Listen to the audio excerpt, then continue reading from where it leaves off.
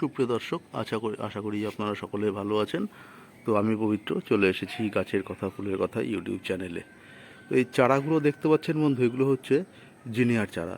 তো মূলত এই বর্ষাকালেও কিন্তু আমরা এই জিনিয়া চারাকে সুন্দরভাবে প্রতিস্থাপন করে আমাদের বাগানকে সুন্দরভাবে সাজিয়ে তুলতে পারি। তো এর জন্য কি মাটি তৈরি করবেন, মাটি তৈরির পদ্ধতি আমি একটু মুখে প্রথমে বলে দিই। তো মাটি তৈরি করার ক্ষেত্রে আপনাদেরকে প্রথমে মাটি তৈরি করার সময় আপনারা 50% গার্ডেন সয়েল, একটুখানি হালকা বেলেযুক্ত দোআঁশ মাটি নেবেন। তার সাথে আপনারা 20% মতো নেবেন ভার্মি কম্পোস্ট বা পুরনো গোবর সার, এবং তার সাথে আপনারা কিছুটা হাড়ের গুঁড়ো, শিং চাচি মেশাবেন। আর আপনারা কিছুটা এনপিকে দেবেন, চা চামচের, টেবিল স্পুন চামচের হাফ থেকে 1 চামচ মতো। তো এইভাবে মাটি তৈরি করে কিন্তু আপনারা আপনাদের এই জিনিয়া গাছকে প্রতিস্থাপন করবেন। তবে হ্যাঁ, একটি বিষয়ে বলবো, আপনারা কিন্তু জিনিয়া গাছের একটি বিষয় খুবই মেনে চলতে হবে, যেটা হচ্ছে এই গাছ কিন্তু আপনারা প্রতিস্থাপনের পর কখনো মাটির গোড়া আলগা করে দেবেন না বা নিড়ানি দিয়ে খুঁচিয়ে মাটি নরম করবেন না, তাহলে কিন্তু এই গাছ কুঁকড়ে যাবে, ফুল হওয়ার সম্ভাবনা কমে যাবে। তো সেই ক্ষেত্রে আপনাদেরকে কিন্তু মাটি যাতে কুঁকড়ে না যায় সেই জন্য সেই সাবধানতা অবলম্বন করতে হবে। মাটি আপনাদের আলগা করার প্রয়োজন নেই। প্রয়োজনে আপনারা যখন প্রতিস্থাপন করছেন তার আগে মাটিটিকে সুন্দরভাবে নরম করে নেবেন, তাহলেই হবে। আর 15 থেকে 20 দিন অন্তর আপনারা পাতলা করে খোল জল দিয়ে দেবেন। আর মিলিবাগের অ্যাটাক কিছুটা হয়, সেই জন্য আপনারা সেই ধরনের কীটনাশকের কিছু প্রয়োগ করবেন, পেস্টিসাইড কিছুটা প্রয়োগ করবেন। সেটা আপনারা পরন্ত বিকেলে আপনারা গাছে প্রতিস্থাপন করবেন, গাছে স্প্রে করে দেবেন। তো আসুন চলুন আমি এই গাছগুলোকে কীভাবে প্রতিস্থাপন করছি একটু দেখিয়ে দিই। চারা প্রতিস্থাপনের আদর্শ সময় হলো রোদ পড়ন্ত বিকেল বা সন্ধ্যের ঠিক আগে আগে।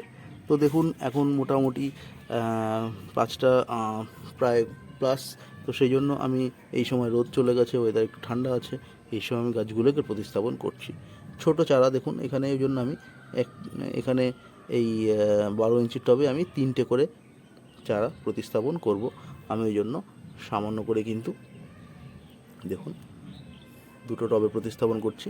হালকা করে আঙুল দিয়ে গর্ত করে নিলাম।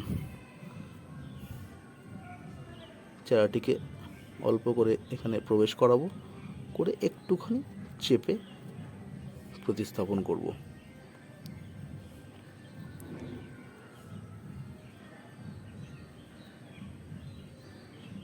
এই গাছ কিন্তু আপনারা যদি একটু সামান্য পরিচর্যা করতে পারেন, এই গাছ কিন্তু আপনাদেরকে খুব সুন্দরভাবে বাগানকে সাজিয়ে তুলবে।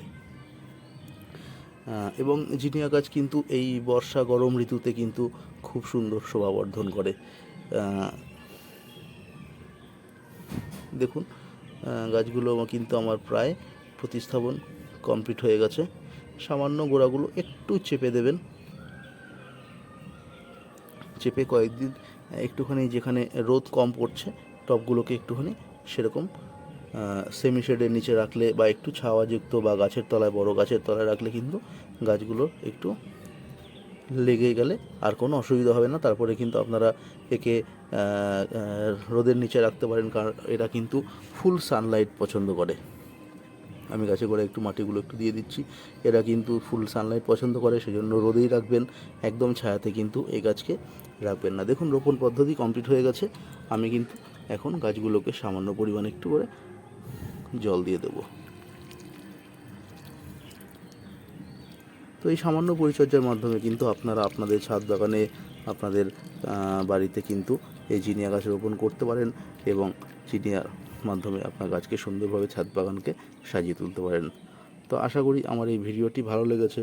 ভিডিওটি ভালো লাগলে প্লিজ আমার চ্যানেলটিকে সাবস্ক্রাইব করবেন, চেনা পরিচিতদের মধ্যে শেয়ার করার অনুরোধ রইল, লাইক করবেন, কমেন্ট করে জানাবেন।